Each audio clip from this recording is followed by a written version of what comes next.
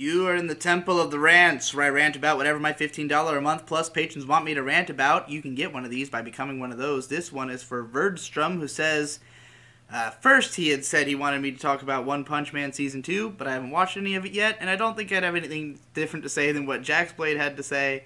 Then he asked for me to elaborate on the stuff I said about Seven Deadly Sins in my Let's Argue video, and I pointed him in the direction of a vlog I did years ago with my impressions of the show right after having watched it, and one of my sitting around watching videos. So finally he says, third time's the charm, I guess. How about Black Lagoon?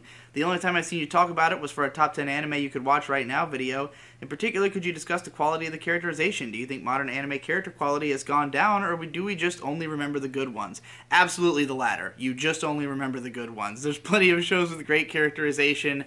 Black Lagoon does have some pretty solid characterization. I particularly remember episode 7, the one where there's a conflict between Rock and Revy on an ideological level that manifests in the way that they interact with one another and leads to a big fight between them, and then a reconciliation where they deepen their connection, being a particularly solid episode.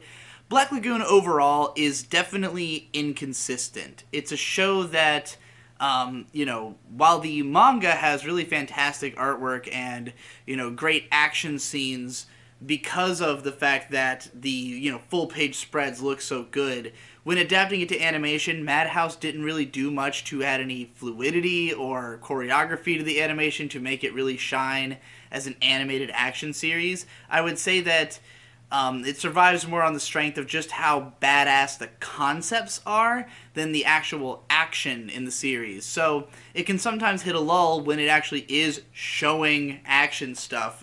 Sometimes it's conceptually cool what's happening, but just not that engaging to watch.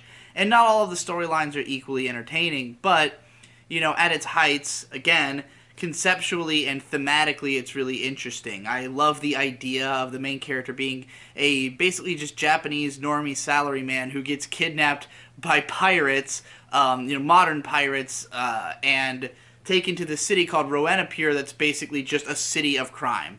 And constantly having his worldview and his sense of what it means to even be human challenged by being in this society, but also challenging Revy, who, having come up with no connection to normalcy whatsoever, just has a nihilistic, hard-ass attitude, and he sort of challenges her to, take a second look in the mirror, so to speak. So, yeah, it has some cool theming, and the way that some of the stories play off of those central themes and characters is cool. But it's really more about the crazy pulp shit, how there's a church in the city called the Church of Violence where the nuns has a golden gun. You've got a combat maid who's got the powers of fucking superhuman. A goth lolly with a chainsaw.